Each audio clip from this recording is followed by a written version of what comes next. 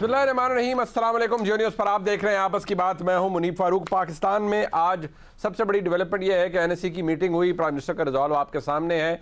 करार वाकई सज़ा दी जाएगी उन तमाम लोगों को जिन्होंने 9 मई के स्याह दिन एक बहुत ही भयानक तारीख रकम की और पाकिस्तान के अंदर जो फ़ौजी अमलाक है, सरकारी अमलाक है, उनको निशाना बनाया, उनको नुकसान पहुँचाया। जो रेलिक्स थे शहदा के, जो मोन्यूमेंट्स थे उनकी बेहुरमती की गई और उनके जो पूरे पाकिस्तान के अंदर जो लोग मौजूद हैं उनके जज्बात से खेला गया।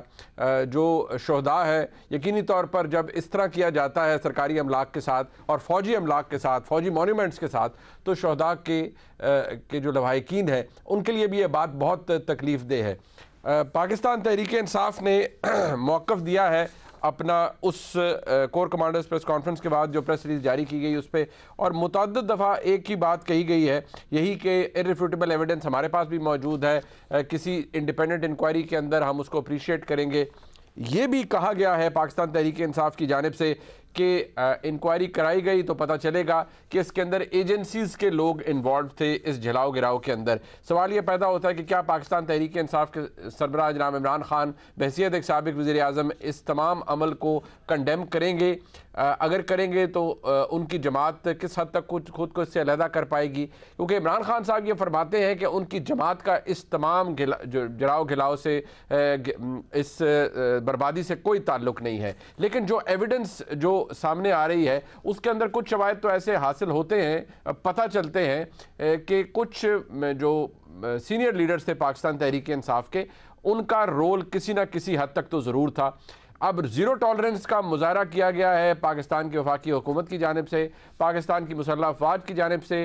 कल जो प्रेस रिलीज़ आई वो बड़ी क्लियर थी, जिसमें ये अदा किया गया कि जो 9 मई के वाक़यात के अंदर लोग मुलव्वस थे उनको ऑफिशियल सीक्रेट एक्ट और पाकिस्तान आर्मी एक्ट के तहत उनके ख़िलाफ़ कार्रवाई की जाएगी। और ऐसा कानून मौजूद भी है पाकिस्तान आर्मी एक्ट के अंदर, ये गुंजाइश मौजूद है कि इवन वो लोग जो सिविलियंस हैं उनको भी ट्राई किया जा सकता है, और उसके ऊपर हम आज के प्रोग्राम में बात भी करेंगे। एक और अहम डेवलपमेंट पार्लियामान के हवाले से ये थी कि आज पार्लियामान के अंदर तौहीन पार्लियामेंट बिल 2023 मंजूर किया गया। ये भी एक दिलचस्प मौका है, ये भी एक हैरान कुन मौका है कि इससे पहले हम प्रिविलेज की, पार्लियामेंट्री प्रिविलेज की बात ज़रूर सुनते थे, इस्तेहकाक की बात सुनते थे, इस्तेहकाक कमेटियों की बात सुनते थे। पार्लियामेंट अगर या पार्लियामेंट की कोई कमेटी किसी अफसर को, किसी इदारे के किसी सरबराह को बुलाती है और अगर वो नहीं जाता तो ये पार्लियामेंट का इस्तेहकाक मजरूर होता है और पार्लियामेंट इस हवाले से ऑलरेडी कह सकती है उस अफसर को, उसके खिलाफ शायद कार्रवाई भी हो सकती है। लेकिन इस कानून के तहत क्या हो सकेगा? जो रिजॉल्व रहा है पार्लियामेंट का पिछले 1-1.5 महीने के अंदर, वो तो ये कि सुप्रीम कोर्ट अगर कोई फैसला करे तो पार्लियामेंट एक करारदाद पेश कर देती है। कहने को तो वो पार्लिमानी करारदाद है लेकिन उसकी कानूनी सिग्निफिकेंस कोई मौजूद नहीं है। क्या यही साबित करना चाह रही है ये कानून कि हम पार्लियामेंट के अंदर मौजूद बैठे हुए लोग एक सेक्रेट काऊ बन जाएंगे, एक और मुकद्दस गाय बन जाएंगे, उनको कोई हाथ नहीं लगा सकता, वो किसी के हवाले से कोई बात कर जाए तो उस पर कोई सवाल नहीं उठा सकता? और क्या वाकई ये भी इस पार्लियामेंट के अंदर जो कानून बनाया गया है, जो बिल पास किया गया है, क्या उसके अंदर तौहीन को बाकायदा तौर पर डिफ़ाइन किया गया है कि तौहीन है क्या? क्या अदालत के अंदर बैठे हुए किसी कमेंट को भी तौहीन के ज़ुमरे में लाया जाएगा? ये बातें यकीनी तौर पर मुकम्मल ड्राफ्ट सामने लाने के बाद ही सामने आ सकेंगी। लेकिन ये डेवलपमेंट अपनी जगह मौजूद है। मैं अपने मेहमानों का तारुफ करवा देता हूँ। हमारे साथ रियाज फतेहाना साहब मौजूद हैं, सीनियर रहनुमा है इंसाफ के। फतेहाना साहब आपका बहुत शुक्रिया। मलिक अहमद ख़ान साहब मुआविन ख़ुसूसी हैं वज़ीर आज़म पाकिस्तान के और अपनी क़यादत के बहुत करीब हैं, अहम सियासी और जो हुकूमती मामलात हैं उनके अंदर उनकी शमूलियत होती है। बहुत शुक्रिया आपका मलिक साहब। जनाब नुसरत जावेद साहब मुल्क के सीनियर सहाफ़ी हैं, हमारे उस्ताद हैं, बहुत शुक्रिया नुसरत साहब आपका भी। मैं ज़रा ज़रूर चाहूँगा कि बात ज़रा कॉन्टेक्स्ट में आ जाए। वो इसलिए कि अगर हम इस सारे मामले को देखें तो इमरान खान साहब का ये कहना है कि जो जलाओ गिराओ 9 तारीख को किया गया, इसके जो ताने बाने हैं बकौल उनके, ये वो लंदन प्लान का हिस्सा है और ये सब कुछ हो रहा है। इमरान खान साहब ने क्या कहा, सुनिए। मुझे अब ये एक मुनज़्ज़म साजिश नजर आई है जिसके तहत जलाई गई हैं गवर्नमेंट बिल्डिंग्स, ये कोर कमांडर का घर जलाया गया है। जो भी मुझे पता चला है कि तकरीबकारों को बीच में डाला गया बंदूकें लेके, उन्होंने लोगों को इश्तियाल दिया। हमारे पास अब वीडियो एविडेंस है इसकी। मैं ये चाहता हूँ कि एक इंडिपेंडेंट इंक्वायरी हो। ये एक प्लान है, प्लान था पहले से, लंदन प्लान। तहरीक इंसाफ को बैन करना है, इमरान खान को जेल में डालना है, इनके लोगों को हरासा करके जेलों में डालना है, खौफजदा करना है ताकि कोई निकले ना। ये है प्लान। इमरान खान साहब ये कह रहे हैं कि ये लंदन प्लान का हिस्सा है, और वो ये भी कहते हैं, उनका जवाब जो कि कोर कमांडर्स की प्रेस रिलीज के बाद आया उसमें भी उन्होंने यही कहा कि हमारे पास एविडेंस मौजूद है और पता चल जाएगा कि इसके अंदर एजेंसीज के लोग इन्वॉल्व हैं। लेकिन क्या जिन शख्सियात की फुटेज मैं आपको दिखा रहा हूँ, जिनके क्लिप्स मैं आपको दिखाने वाला हूँ, क्या वो लोग भी एजेंसियों से मंसूब हैं या उनका ताल्लुक पाकिस्तान तहरीक इंसाफ से है? अब ये 9 मई की फुटेज है और इसके अंदर आप देख सकते हैं कौन सी शख्सियत मौजूद है और वो क्या कह रही है, जरा सुनिए। हर माँ, हर बेटी, हर बुजुर्ग, हर जवान, हर बच्चा कि चलो चलो GSQ चलो। मैंने उस्मान डार भाई से, अली नवाज अवान से बात की, उन्होंने असद उमर साहब का मुझे मैसेज सुनाया। असद उमर साहब और मुराद साहब की जो लीडरशिप अभी डिसाइड करेगी, इंशाल्लाह GSQ जाएंगे। अल्लाह रेड लाइन क्रॉस हुई तो आज कैंट की रेड लाइन भी क्रॉस हो गई। आज अवाम आई भी है, कोर कमांडर के घर के बाहर भी खड़ी है और अंदर भी जा चुकी है। ये वो एविडेंस है। अब इस कम से कम इससे तो ये ज़ाहिर होता है जो बात शरियार आफरीदी साहब कह रहे हैं, आज की इत्तलात के मुताबिक उनका ताल्लुक पाकिस्तान तहरीक इंसाफ से ही है, उनका ताल्लुक किसी एजेंसी से नहीं है, और ना ही मोहतरमा आलिया हमज़ा साहिबा का ताल्लुक किसी एजेंसी से है। उनका ताल्लुक भी पाकिस्तान तहरीक इंसाफ से है और वो अपनी क़यादत को हर तरह से हर मौके पर सपोर्ट भी करते हैं, प्रमोट भी करते हैं। तो जब इस तरह की एविडेंस हमारे सामने होगी तो फिर सवाल रह नहीं जाता बल्कि जवाब मिल जाते हैं। ये बात हमारे सामने मौजूद है। हुकूमत का और रियासत का, यानी फ़ौज का भी ये कहना है पाकिस्तान की जानिब से, कोर कमांडर कॉन्फ्रेंस के बाद जो प्रेस रिलीज़ आई, पूरी हुकूमत यही कह रही है कि जी हमने कानून के तहत कार्रवाई करनी है। जो कोर कमांडर कॉन्फ्रेंस के बाद हमारे सामने प्रेस रिलीज़ आई उसमें कहा गया तमाम कवानीन बशमूल आर्मी एक्ट और सीक्रेट सर्विस एक्ट के तहत कार्रवाई की जाएगी। अब जब सवाल किया गया वफाकी वज़ीर दिफा जनाब ख्वाजा आसिफ साहब से इस हवाले से, तो उनका जवाब देखने वाला था। वो क्या फरमा रहे? आर्मी एक्ट जो है, आर्मी एक्ट मुल्क का कानून नहीं है, वो अमेरिका का कानून है, ये चांद का कानून है या किसी मरीख का कानून है। जब फौजी तंसीबात पे हमले होंगे, जब GHQ पे हमला होगा, कोर कमांडर को हाउस को जलाया जाएगा, शोहदा की और गाजियों की यादगारों को जो है जलाया जाएगा, तो फिर आर्मी एक्ट नहीं अंदर आएगा तो और क्या कौन आएगा? उन्होंने कहा तो पढ़ाया जाएगा। फिर मगर ख्वाजा साहब जब अदालती निजाम मौजूद है तो मुल्क के कवानीन के तहत ना फिर उनको आवारागर्दी में पकड़े। अदालती निज़ाम मौजूद है लेकिन फिर भी आर्मी एक्ट के तहत वो कह रहे हैं कि आर्मी एक्ट भी पाकिस्तान का ही बनाया हुआ कानून है और ऐसे लोगों को अगर वो कानून की खिलाफ वर्जी करते हैं तो उनको फिर सज़ा मिलनी चाहिए।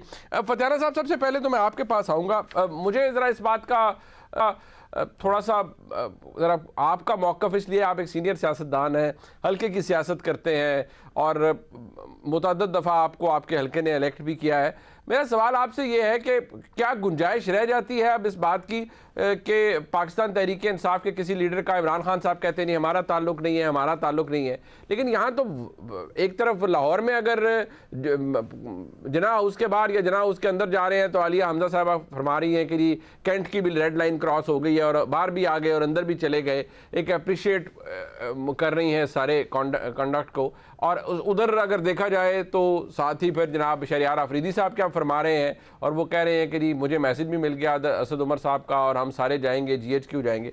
तो क्या गुंजाइश अब भी रह जाती है कि आप कहें कि नहीं सियासी जमात का यानी पाकिस्तान तहरीक इंसाफ का इस तमाम मामलात से कोई ताल्लुक नहीं है? देखिए, इससे पहले आपको याद होगा जनाब जुल्फ़िकार अली भुट्टो साहब को फांसी पे चढ़ाया गया तो अवाम का रद्द-ए-अमल आया। मोहतरमा बेनज़ीर भुट्टो साहबा को शहीद किया गया, उसका रद्द-ए-अमल आया जी। इमरान खान साहब को कॉलर से पकड़कर घसीटा गया, उसका रद्द-ए-अमल सामने आया। तो ये एक रद्द-ए-अमल होता है, उसमें कोई ख़ास पार्टी से मंसूब उसको नहीं किया जा सकता, ये आवाम का रद्द-ए-अमल भी हो सकता है।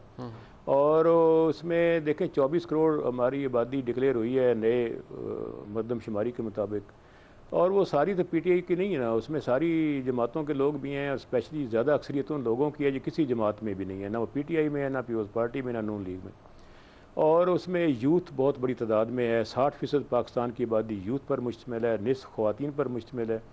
और ये सारी चीज़ें आप किसी पार्टी के खाते में नहीं डाल सकते। माजरत के साथ सर जरूर होंगे, मेरा सवाल सुन लीजिएगा सर, जरूर होंगे, आबादी भी बढ़ गई होगी, यूथ भी है, सपोर्ट भी है, चले वो मान लिया, लेकिन जिन शख्सियात के क्लिप मैंने आपको दिखाए वो तो पाकिस्तान तहरीक इंसाफ का हिस्सा है। और आपने भुट्टो साहब की मिसाल दी, ये नुसरत जावेद साहब हमारे उस्ताद हैं, मुझे करेक्ट भी करेंगे अगर मैं गलत कह रहा हूँ, कि जब भुट्टो साहब को फांसी दी गई तो वहाँ किसी ने जाकर, मुझे तो याद नहीं पड़ता कि किसी ने जीएच के ऊपर हमला कर दिया हो या कोर कमांडर हाउस जला दिया हो, वहाँ लोगों ने खुद सोजी की भुट्टो की दीवानों ने, लेकिन ये नहीं हुआ कि रियासती अमलाक जला दी, फौजी अमलाक जला दी। रिएक्शन मैं समझता हूँ किसी भी सियासी लीडर के चाहने वाले का आ सकता है, लेकिन मैं दोबारा कहूँगा कि रिएक्शन पब्लिक का हो तो चले समझ आ जाता है, ये जो लोग प्रोवोक कर रहे हैं शहरियार अफरीदी साहब या आलिया हमजा साहिबा, इनको जमात यानी आप कैसे डिफेंड करेंगे? देखें, ऐसी बात नहीं। हम पहली बात यह है कि हम तमाम इदारों का एहतराम करते हैं, पाकिस्तान की मुसल्लह अफवाज का भी, और दहशत गर्दी के ख़िलाफ़ इनकी खिदमात का भी हमें इदराक है, और पाकिस्तान की अदलिया का भी हम एहतराम करते हैं।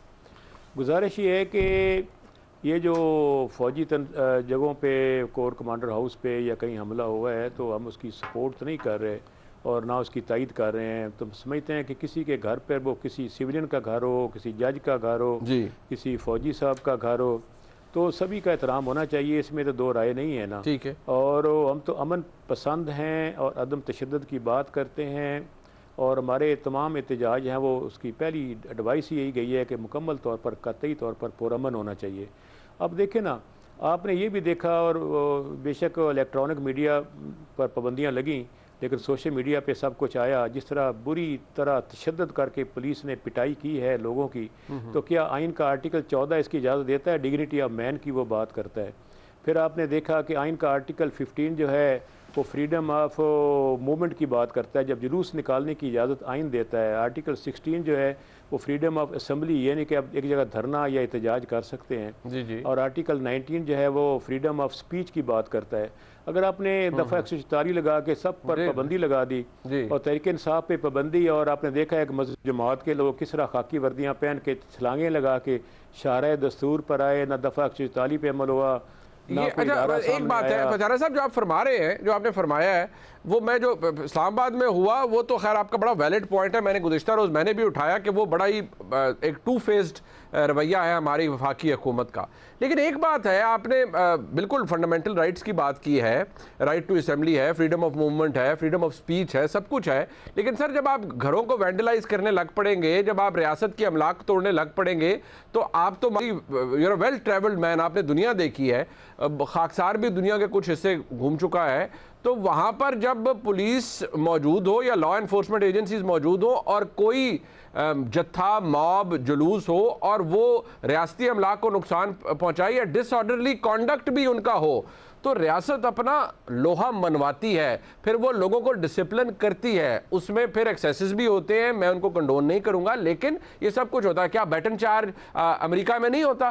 क्या बैटन चार्ज यूके में नहीं होता? आप हज़ारों टेराबाइट्स की फुटेज मौजूद होगी, दुनिया के अंदर मौजूद हैं मामलात कि जहाँ पर रियासत को अपना लोगों को, अवाम को डिसिप्लिन करने के लिए जब वो कानून की वायलेशन करे तो बहुत कुछ करना पड़ता है।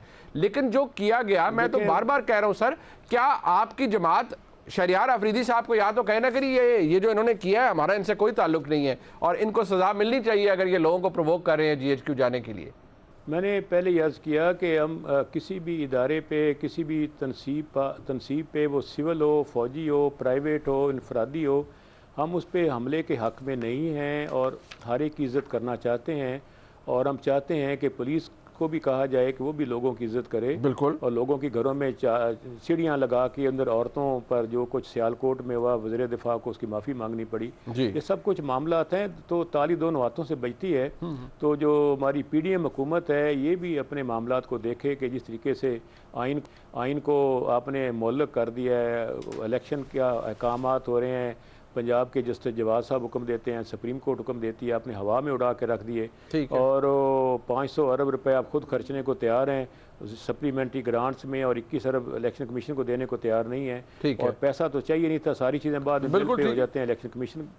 तो ये सारी चीज़ें देखें ना, जब आपने जमहूरियत का गला दबा दिया, इंसानी हकूक़ को परखचे उड़ा दिए और अदालती फ़ैसलों को हवा में उड़ा दिया, इससे तो एक रद्द-ए-अमल आता है। अवाम, मैं समझता हूँ कि ये खुद बड़ी बेचैनी का शिकार है, भूख नंग गुर्बत महंगाई। ठीक हो गया, पर आपको लगता है कि ये रिएक्शन है? पर रिएक्शन अब एक बात मलिक अहमद खान साहब, मैं आप क्योंकि जारी बात है कि जो हुकूमती मामलात हैं उसके अंदर होते हैं, NSC के अंदर भी आते हैं, बट सवाल ये पैदा होता है सर, एक जो दुहाई है फतियाना साहब की और वो फैक्चुअल है, वो दुरुस्त है, और मैं लफ्ज़ मैंने टू फेस्ड इस्तेमाल किया वो इसलिए कि एक तरफ तो पूरी तहरीक इंसाफ और हर कोई ये कह रहा है कि जी हमारे लिए तो इस्लामाबाद में 144 नाफिज है, हमारे लिए 245 इन्वोक्ड है, लेकिन आप हुकूमत खुद फैसिलिटेट करती है मौलाना साहब को कि वो सुप्रीम कोर्ट में आए, रेड जोन में आए, लेट अलोन के किसी और जगह वो सुप्रीम कोर्ट के सामने आए और वहाँ आकर एहतजाज करें, और हुकूमत उसके हवाले से कुछ नहीं करती। या तो कल PTI को भी इजाज़त दे कि वो चीफ जस्टिस साहब के साथ इज़हार यकजहती के लिए सुप्रीम कोर्ट के सामने आकर जलसा करे, तो फिर स्कोर सेटल हो जाएगा। जब आप ये करेंगे तो तनकीद तो आप पर होगी मलिक साहब।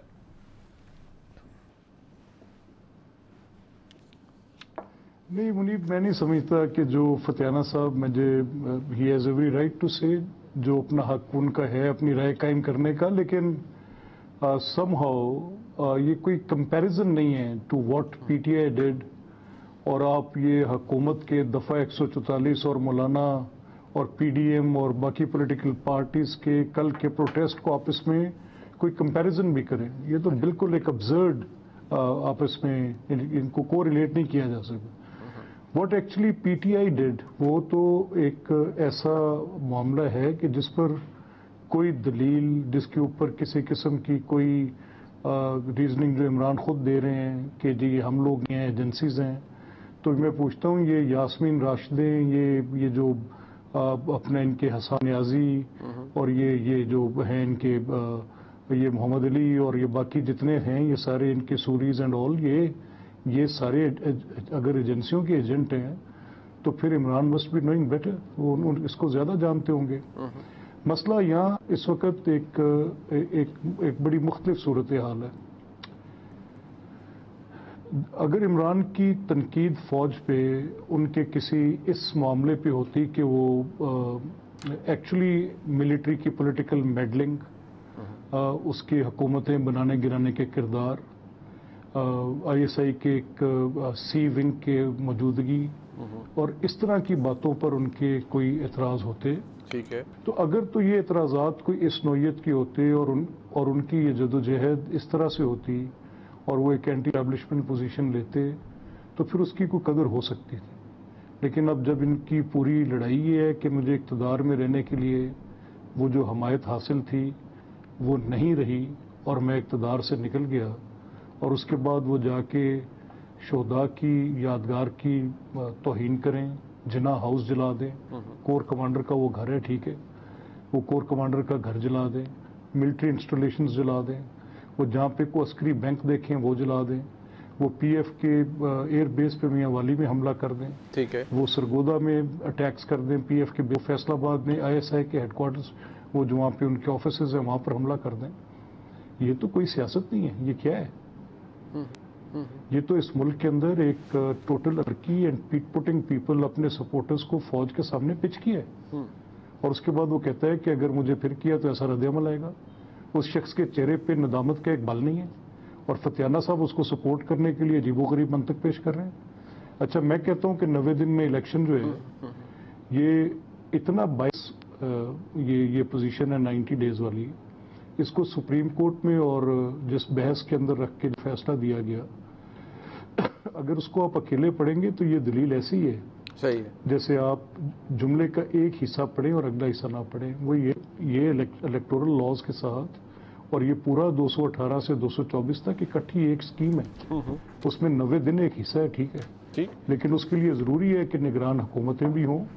और ये बहस जो थी जब ये फ्रेमर्स ऑफ द कॉन्स्टिट्यूशन आइन बना रहे थे, तो ये हमने I went to the troubles, मुझे क्योंकि ये सवाल तय नहीं हो पा रहा था मेरे से, मैं ज़हनी तौर पे उलझा हुआ था कि ये इसको डायरेक्टिव नेचर में क्यों रखा, इसको कॉन्स्टिट्यूशनल क्यों नहीं किया। यानी अगर आप 90 दिन में इंतखाब नहीं कराते तो फिर उसका कोई कॉन्सिक्वेंस जोड़ना चाहिए था किसी के साथ भी जो 90 दिन में ना करवाए।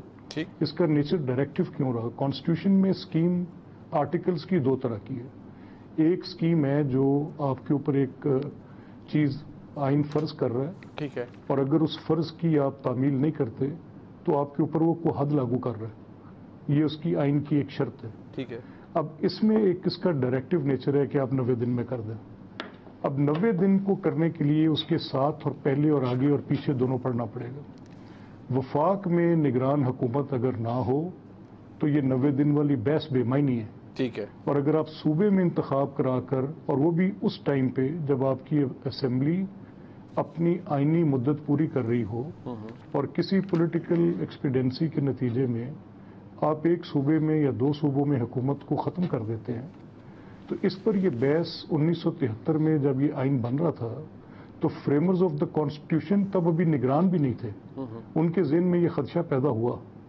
तो उस पर जो कॉन्स्टिट्यूशन कमेटी थी उसके पास ये चीज़ मुबाहिसात में चली गई, तो उन्होंने काफ़ी बहस व तमहीज़ के बाद ये नतीजा निकाला कि पाकिस्तान की सियासी जमातें आइन को समझते हुए इस तरह के मसाइल पैदा नहीं होने देंगी। बिल्कुल ठीक है, बट ये तो ठीक हो गया, बिल्कुल एक नोवल सिचुएशन क्रिएट की। बिल्कुल। अच्छा मलिक साहब, I want your opinion on this quickly, फिर मैं ब्रेक पे जाना है, मैं नुसरत साहब के पास आना है और मेरे एक और मामला भी है वो आप सबसे डिस्कस करना है। आप NSC के अंदर मौजूद थे, मुझे ये बताइए कि क्या ये जो आर्मी एक्ट और पाकिस्तान सीक्रेट सर्विस एक्ट है या ऑफिशियल सीक्रेट एक्ट है माजरत के साथ, क्या इमरान खान साहब को या उनकी जमात के किसी कारकुन को या फॉर दैट मैटर मैं इमरान खान साहब की खास तौर पर बात कर रहा हूँ, इसका कोई इंडिकेशन है कि इमरान खान साहब के खिलाफ भी पाकिस्तान आर्मी एक्ट के तहत मुकदमा चलाया जाएगा? आप किससे पूछ रहे हैं? अच्छा मुनीब, ये जरा थोड़ी बात पहले हम जेनेरिक कर लें जी। आप मुझे कोई एक ऐसा मुकदमा जो पाकिस्तान की अदालती तारीख में हो और जिसमें फौजी तनसीबात पर हमला करके उसको आर्सन या रैंसैक किया गया हो, उसका मुकदमा सिविल कोर्ट में कैसे चलता है? चल नहीं सकता। सही है। अगर भले से वो दहशतगर्दी की अदालतें भी कायम की गई हैं, स्पेशल कोर्ट्स हैं, लेकिन फौजी तनसीबात का ट्रायल जो है या फौजी तनसीबात का जो ऑफेंस है वो आर्मी एक्ट के अंदर ही बयान किया गया है। ये इसका इख्तियार कुल्ली तौर पे अफवाज पाकिस्तान को हासिल है कि वो उसके शवाहिद जो हैं। बिल्कुल ठीक है, ये पोजीशन आपने क्लियर कर दी है, बट मेरे सवाल का अगर जवाब सर आ जाए तो जवाब इतना ही जवाब है मेरा। देखिए कि अगर एक लॉ ऑफ द लैंड जो भी ख्वाजा साहब का आपने आप पहले चलाया, ख्वाजा मोहम्मद आसिफ का, कि वो आप कह रहे हैं कि पाकिस्तान के कवानीन है, ठीक है, आप दुनिया की जो बेहतरीन जमहूरियत हैं, चाहे वो वेस्ट की हैं या कोई और हैं, उनमें भी जब आप फौजी तनसीबात के ऊपर किए गए हमलों का किसी भी मुकदमे का कोई डिफरेंट जुरिस्डिक्शन से उठाकर देखेंगे तो आपको एक चीज ट्रांसपायर होगी, ठीक है, कि मुकदमे जो फौज के मुतल्लिक़ हैं उनका इख्तियार फौज के अपने सिस्टम में मौजूद है। ये जो आपने बयान फरमाया है मलिक साहब, जो आपने बयान फरमाया है, क्योंकि मुझे ब्रेक पे जाना है, नुसरत साहब के पास आना है, जो आपने बयान फरमाया उससे तो मैं यही अख्स कर सकता हूँ कि इमरान खान साहब के खिलाफ भी पाकिस्तान आर्मी एक्ट या ऑफिशियल सीक्रेट एक्ट के तहत ही मुकदमा चलाया जाएगा, और there is a great likelihood कि ऐसा ही होगा, क्योंकि आपने उसका जेनेरिक आंसर दिया, लेकिन आपने बता दिया कि फिर और अगर फौजी तनसीबात पर हमला होता है, वेंडलाइज किया जाता है, तबाह बर्बाद किया जाता है, तो और किसी अदालत में चल नहीं सकता। मैंने तो यही अक्स किया है, फिर ऐसा ही है, ये मैं ठीक समझा हूँ या अभी भी आप क्वालिफाई करेंगे इस आंसर को किसी चीज़ से?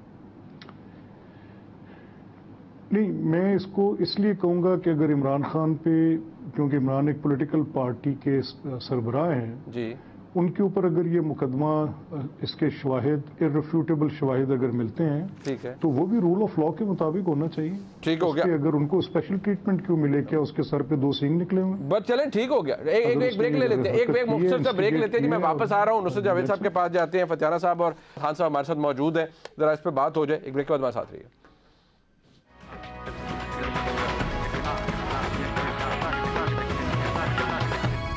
एक दफ़ा आप खुश आमदीद कहते हैं। नुज़र साहब, सबसे पहले तो ज़रा इस पे बात हो जाए, जो इमरान खान साहब का मौक़िफ़ है और उनकी जमात का, ये ज़रा पहले तो आप ये बता दीजिएगा, मैं आपसे पूछना चाहूँगा कि वो ख़ुद को इससे क्या अलहदा कर पाए हैं? जो फतियाना साहब ने गुफ्तगू फरमाई है, कि आपको लग रहा है कि वो जमात पाकिस्तान तहरीक इंसाफ बहसीत जमात ख़ुद को 9 मई के वाक़यात से अलहदा कर पाई है? दूसरी बात यह है कि जो उनका जवाब है कोर कमांडर्स कॉन्फ्रेंस की प्रेस रिलीज़ का, वो भी वो कह रहे हैं एजेंसियों के लोग हैं। फिर जो क्लिप्स मैंने आपको दिखाए वो हमारे सामने हैं। तो क्या तहरीक इंसाफ कुछ गलत कर रही है, या ये भी एक सियासी अमल का हिस्सा है कि वो उसकी जिम्मेदारी भी कबूल नहीं कर रहे, इसे इस तरह ओपनली कंडेम भी नहीं कर रहे और ये कह रहे हैं कि नहीं हम तो थे नहीं, ये तो एजेंसियों के लोग थे? मुनीब भाई, सबसे पहले तो ये है good to see you, because आजकल सुना है अदब और तहजीब और अखलाक का ये पैमाना हो गया है। Although I am watching you via camera, but जी जी अब ये कि मैं अर्ज ये करूँगा भैया कि मुझे सरकारी मैं जाते हुए आपको कहूँगा I wish you good luck. कोई जी विश यू बेस्ट अभी शुक्रिया। हो सकता है कि आप भी मुहज़्ज़ब होना चाहें मेरी तरह। जी ज़रूर ज़रूर। अच्छा, मैं आपकी खिदमत में आप ज़रा संजीदगी से बात ये है मेरे भाई जी कि बहुत अफसोस की बात है, मैं खुदा की कसम से किसी भी सूरत सरकारी वकील या पब्लिक प्रोसिक्यूटर होने को तैयार नहीं हूँ। और मुझे यानी प्रोग्रामों में मुख्तलिफ सियासी जमातों के नुमाइंदों की तरफ से पेश करदा दलाइल के जवाबी दलाइल देने का शौक़ हरगिज़ नहीं है। सीधी सी बात है जी, एक सहाफ़ी के तौर पर मैं तो मुनीब भाई ये देखूंगा कि फ़लाँ बंदे की ट्रैजेक्टरी क्या है, उन्होंने जब से इक़्तिदार से जुदा हुए हैं उन्होंने पोजीशन क्या अपना रखी है। ठीक, तो उनकी पोजीशन ये है कि उन्हें हटाने की एक साजिश हुई, और वो साजिश की तो वाशिंगटन ने, लेकिन उसमें रियासती इदारों में से उन्हें मीर जाफ़र और मीर सादिक मिल गए।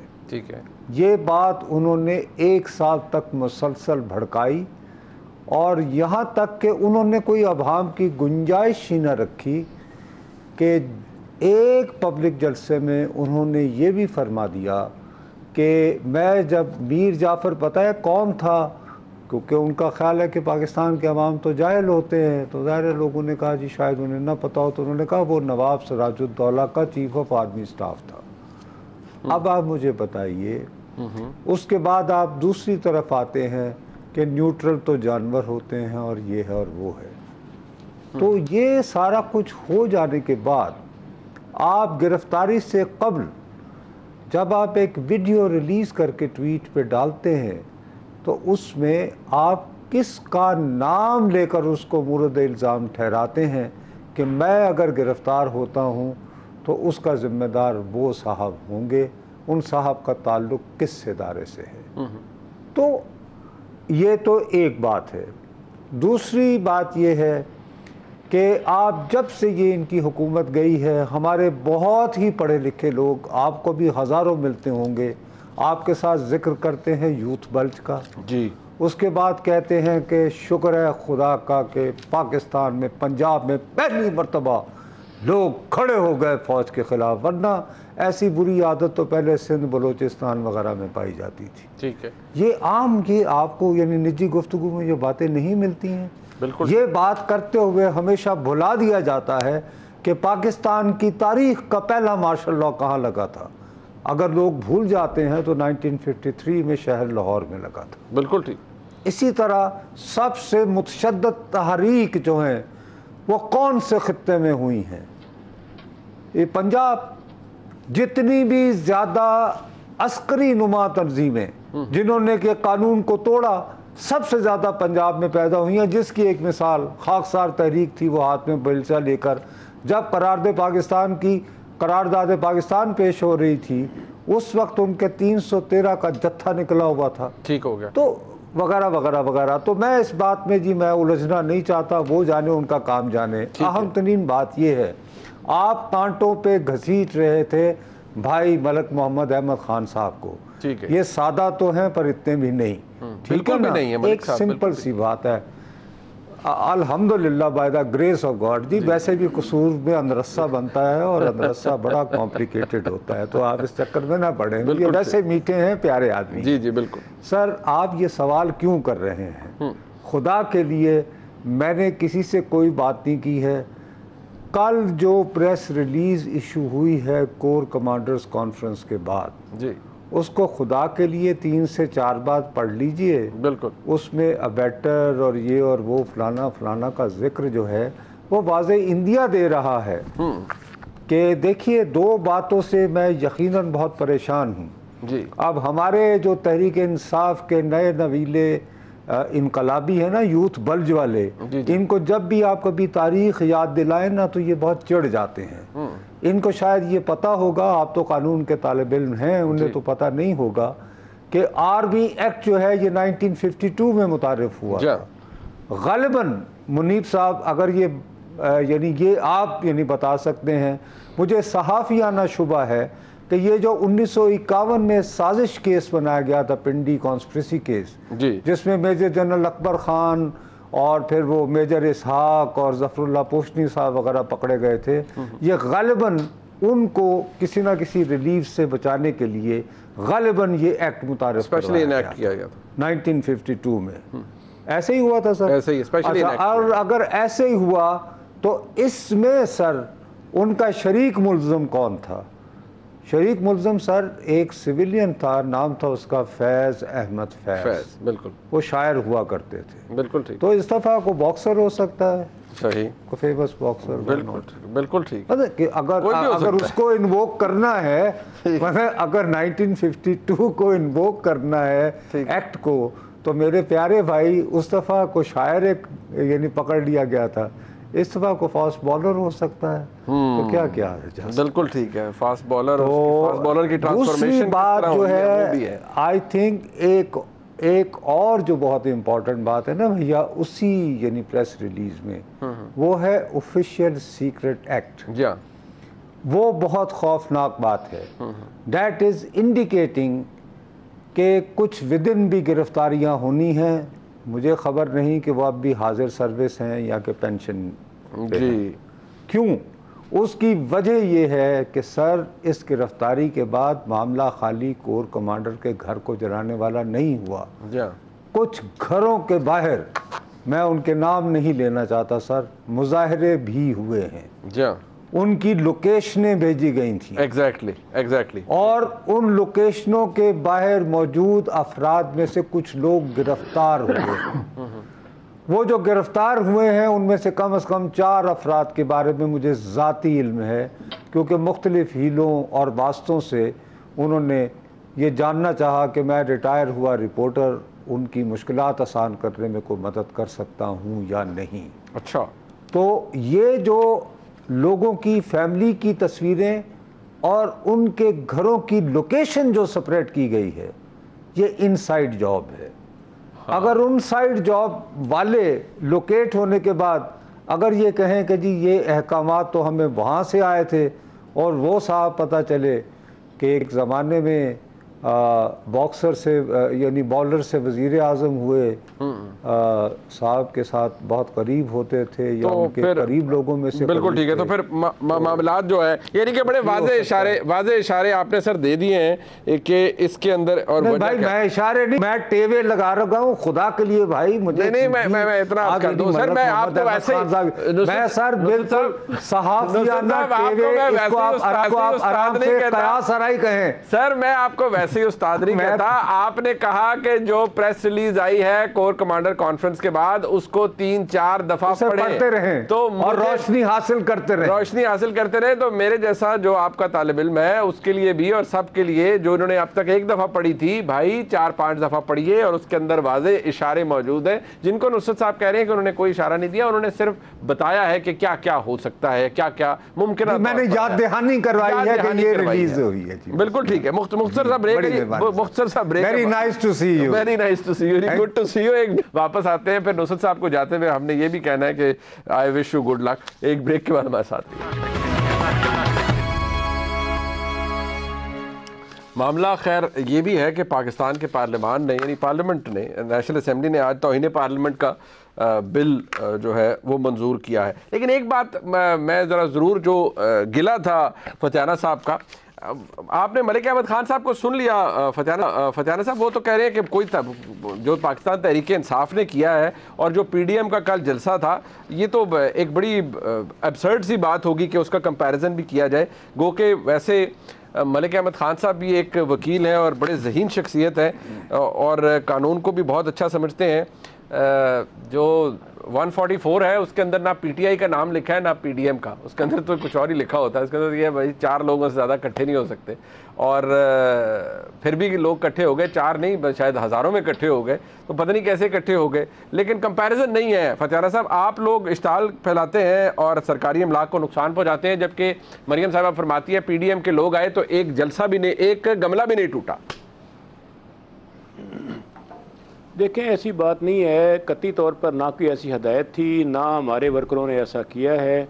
मैंने पहले कहा कि इसकी जुडिशल इंक्वायरी करवा ली जाए और जो भी इसका ज़िम्मेदार हो उस पर बिल्कुल एक्शन होना चाहिए। लेकिन बिला वजह जब तक तहकीकात से पहले ही आप किसी को मुर्द इल्ज़ाम ठहराएँ तो ये फंडामेंटल राइट्स के भी ख़िलाफ़ है और ये इंसाफ के तकाज़ों के भी। बेहतर ये होगा कि आला अदलिया से जुडिशल कमीशन बना दिया जाए तो सारे मामलात की छानबीन करे और देखे कि इनके पीछे कौन लोग हैं और कौन नहीं। इमरान खान साहब तो उसी दिन पकड़े गए थे और रेंजर ने उनको अरेस्ट किया जिस तरीके से पकड़ा, और उसके बाद वो पुलिस कस्टडी में थे और जब बाहर आए तो मामला तकरीबन ओवर हो चुके थे।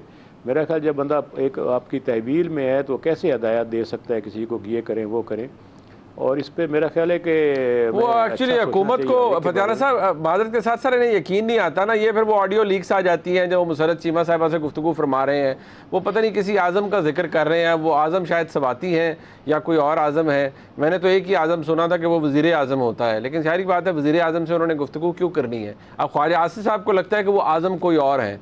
अब वो फिर जब आज़म आप देखना शुरू करें तो पता नहीं वो आज़म कौन है, पता नहीं वो किसका वायरलेस कॉल साइन है आज़म, और उन्होंने कहा कि उनसे बात की रहे। फिर उन्होंने इस्लामाबाद हाई कोर्ट के चीफ जस्टिस के हवाले से कहा ये तो फलाने से ऑर्डर लेता है। बट सवाल ये है कि क्योंकि हुकूमत के मुताबिक बड़ा मुतासिबाना रवैया है और बड़ा पार्टिजन रवैया है पाकिस्तान में इस वक्त अदलिया का, और वो इमरान खान साहब की फेवर में है, तो इसलिए शायद हुकूमत को भी सूट करता है कि बड़ी अच्छी बात है, ठीक है, जिन्होंने ये सारी डिसिक्रेशन की है, फौजी अमलाक पे नुकसान पहुँचाया है, इनको आर्मी एक्ट के जरिए किए जाए, केस चलाए जाए, प्रोसिक्यूट किया जाए, उस पर क्या बड़ी बात? ये वही अदलिया है जो रात के 12 बजे PDM को रिलीफ दे चुकी है। वही अदलिया दिन के 12 बजे किसी और को रिलीफ देती है, किसी मजलूम को, तो वो मुतनाज़ हो जाती है।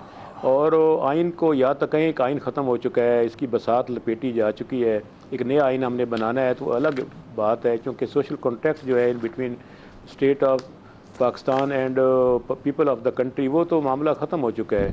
ना जमहूरियत है, ना इंसानी हकूक़ है, ना रूल ऑफ लॉ है, ना रिट ऑफ लॉ है, ना आइन की बालादस्ती है, ना अदलिया का एहतराम है। और अभी पार्लियामेंट ने कानून पास किया है कि जनाब कंटेम्प्ट ऑफ पार्लियामेंट, तो मैं समझता हूँ कि इज़्ज़त ओहदों से नहीं होती, इज़्ज़त आवाम में आपके रवैयों से होती है। ठीक है। और जितने बड़े ओहदे हों और आवाम आपको बैक पीछे गाली निकाल रही हो तो उस इज़्ज़त का क्या, उस कानून का क्या फ़ायदा? मेरा ख्याल हमें अपने रवैये ठीक करने होंगे, और पाकिस्तान एक सबकी मुश्तरका रियासत है और बिल्कुल ठीक। हाँ, ये बात आपकी बिल्कुल दुरुस्त फरमा रहे हैं फजाना साहब, आपने दुरुस्त फरमाया कि ये जो इज्जत है ये डंडे के जोर पर नहीं ली जा सकती, ना ही कानून बना के ली जा सकती है, ना पार्लियामान अपने लिए इज्जत करवा सकता है, ना जज साहिबान करवा सकते हैं, ना कोई और इदारा करवा सकता है। मेरी बात मुनीब फारूक साहब, मैं ये गुजारिश करूँगा कि अगर हम इसी बात में उलझे रहेंगे कि फ़लाँ इदारा ठीक है, फ़लाँ इदारा गलत है, और पाकिस्तान की सालमियत पर तशवीश का इज़हार किए बगैर हम लड़ते रहेंगे, बेहतर ये होगा आगे की तरफ देखें और मिलकर एक डायलॉग हो सदर ममलकत के पास, जो रियासत के सरबराह और मुसल्लह फ़ौज के भी सरबराह हैं, और उनकी मौजूदगी में एक नया डायलॉग हो सकता है। इसमें मिलिट्री, अच्छा, ये आर्मी एक्ट के तहत सिविलियंस का प्रोसिक्यूट होना, फतियाना साहब, अब आपको तो इस पर एतराज़ नहीं होगा ना, क्योंकि अगर मेरे पास तो लिस्ट मौजूद है, इस पे 2018 से लेकर 22 तक 25 लोग हैं आपकी हुकूमत में, जिनके अंदर आपकी हुकूमत के दौरान 25 लोगों को आर्मी एक्ट के तहत प्रोसिक्यूट किया गया, मुख्तलिफ जराइम थे उनके। तो अब यहाँ पर अगर होता है कोई, तो उस पर एतराज़ तो नहीं होगा आपको? गुजारिश ये कि इस पे अदलिया के बहुत सारे फ़ैसलों को देखना होगा। सुप्रीम कोर्ट, हाई कोर्ट्स के फ़ैसले मौजूद हैं, आइन में प्रोविजन मौजूद हैं और सारी चीज़ें फंडामेंटल राइट्स को भी देखना होगा। तो मेरा ख्याल है कि इस उलझने और बहस में पढ़ने की बजाय अगर आगे की तरफ देखें और मुल्क की सालमियत की तरफ देखते हुए अवाम के एतमाद को बहाल करने के लिए और तमाम इदारों का एहतराम को बहाल करने के लिए मिलिट्री इस्टेब्लिशमेंट हो, जुडिशरी हो, सिविल एडमिनिस्ट्रेशन हो, और सियासी जमातें हो, हुकूमत हो, पार्लियामेंट हो, मेरा ख्याल है एक वसी कौमी डायलॉग बिल्कुल ठीक है। अच्छा, मैं करना चाहिए, उससे से तो काम नहीं बढ़ेगा, नहीं बढ़ेगा। अच्छा, क्विक कमेंट नुसरत जावेद साहब, मैं मलिक साहब से फिर कंक्लूड करवाना, ये जो तौहीन पार्लियामेंट का बिल है सर, पूरी दुनिया में अगर आप अमेरिका देखें, इंग्लैंड देखें, इवन आप हमसाये मुल्क भारत के अंदर देख लें, नॉर्मली प्रिविलेजेस के हिसाब से लिया जाता है या किया जाता है कि प्रिविलेज जो है वो वायलेट नहीं होनी चाहिए पार्लियामेंट की, और अगर कोई करता है, कोई शख्स, कोई अफसर, कोई इस तरह से, तो उसको बुलाया जा सकता है। ब्रीच ऑफ प्रिविलेज है, मेनली उसके गिर्द ये सारा कॉन्सेप्ट घूमता है, कंटेम्प्ट ऑफ पार्लियामेंट का। लेकिन यहाँ जो कानून पास किया गया है आज, मतलब जो बिल पास किया गया है, क्या इसके अंदर आपको लगता है कि ओवर एंड अबव जा रहे हैं या ये उसी के दुनिया के साथ ही प्रैक्टिस होगी जो आप आज अडॉप्ट की गई है? देखिए भाई, मैंने उसका जो है वो यानी मैन्युस्क्रिप्ट या मसवदा मैंने बहुत गौर से नहीं पढ़ा है, ठीक है, लेकिन मैं आपको दियानतदारी से बताऊं, ये एक बच्चगाना अमल है। बिल्कुल दियानतदारी की बात है कि प्रिविलेजेस कमेटी के होते हुए मेरी दानिश में ऐसा कोई कानून बनाने की ज़रूरत ही नहीं। ठीक है, बिल्कुल ठीक है। मलिक साहब, आपका बहुत शुक्रिया, जनाब रियासत मौजूद थे। और नुसरत जावेद साहब को जाते हुए मैं कहूँगा कि नुसरत साहब, I wish you good luck. वैसे मैं फतियाना साहब को और मलिक अहमद खान साहब को भी कहना चाहूँगा, लेकिन मैं ख़ास तौर पर नुसरत जावेद साहब को ये कहूँगा, प्रोग्राम आपने देखा जी, देखने का बहुत शुक्रिया। खुदा हाफिज़।